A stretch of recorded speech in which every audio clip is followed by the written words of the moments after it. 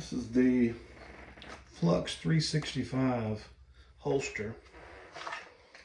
I have bolted a paddle to the back of it, and let me see if I can get it out so I can show you that. So I bolted a paddle. This is from Veridian, but this is the standard,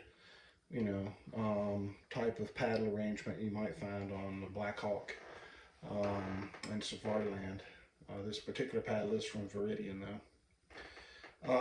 There's the pattern if you want to look at it. Notice that there's this gap here at the top of the holster. I have it at its highest position, its most concealable position.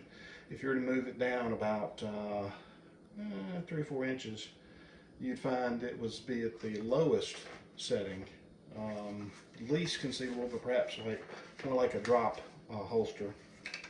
This is for the Flux 365, although I'm wearing a cut down modified p320 Flux 320, although I do have the Glock top taped to it, so it's not truly a 320 situation, but it seems to fit in here fine.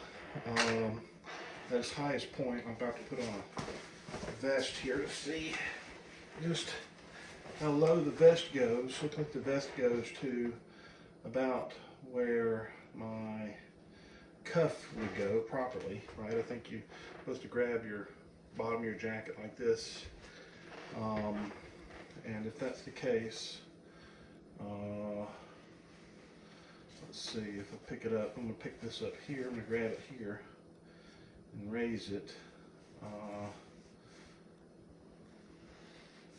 Shit, that didn't help.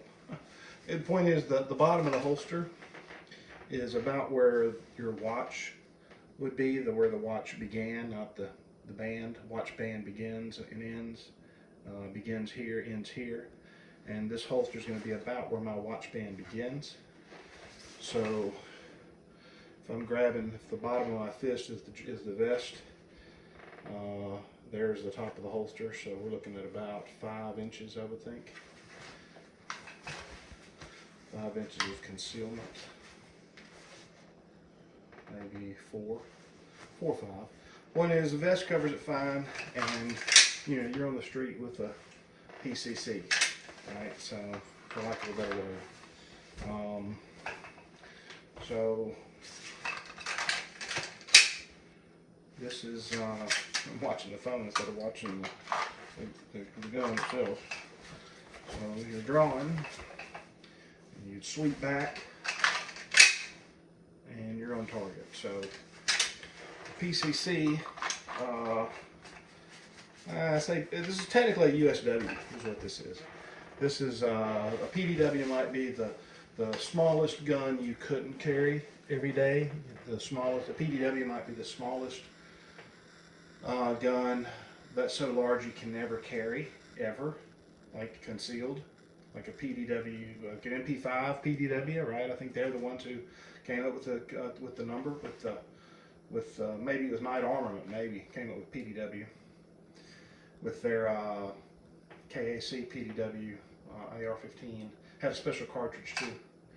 But in any case, the USW B&T came out with the USW, Universal Service Weapon, and theirs was a folding stock pistol called the USW A1. But in any case, this is one recipe for getting you some extra firepower on the street. It's not just a little thing. It's not just that's what she said. But this is this makes every great shooter is terrible during stress. Stress always brings you down several levels of where you think you are, right? Most people think there is the level that they leave the gun range at after training it. No, you're actually at the level that you got to the range, right? That's your normal level. And then with stress, you're going to be jumping down. And if you're not if you're the defender, drop it down a little bit more, because you're the one who's being ambushed. You're the one who's being surprised.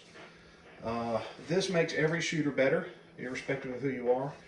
It makes you faster, more accurate.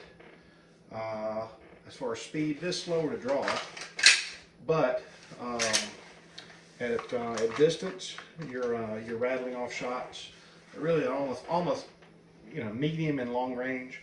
Your shots are going to be very fast. Probably 1 second per shot versus maybe 2 seconds per shot.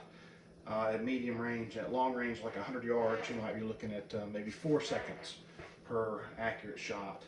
Where this, you can rattle them off about every second. And a lot of that's got to do with the fact that it doesn't rise when you're firing, so you don't have to reacquire the sights. You really never lose the dot when you're shooting. So something to consider there.